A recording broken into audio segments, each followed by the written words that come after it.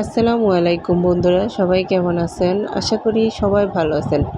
তো আলহামদুলিল্লাহ আমিও অনেক ভালো আছি। তো দেখেন এই যে শাকের তরকারিটা চিংড়ি মাছ দিয়ে রান্না করা হয়েছে। তো এটা মিক্স শাক।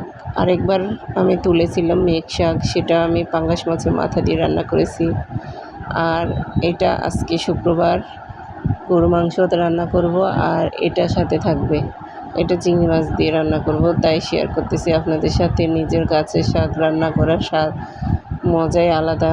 তো বারান্দায় হয়েছে কিছু, আর কিছু ছাদ থেকে এনেছি। ডাঁট ডুট সব কেটে ফেলছি আজকে। তো চিংড়ি মাছ দিয়ে রান্না করব। তো শাকটা দেখেন কষানো হচ্ছে। চিংড়ি মাছ আগে কষিয়ে নিয়েছি সব মশলা দিয়ে। তো দেখতেই কেমন লোভনীয় লোভনীয় লাগতেছে।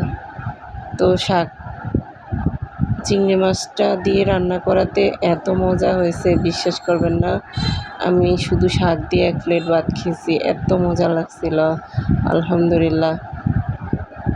তো সবাই বেশি বেশি করে শেয়ার করবেন।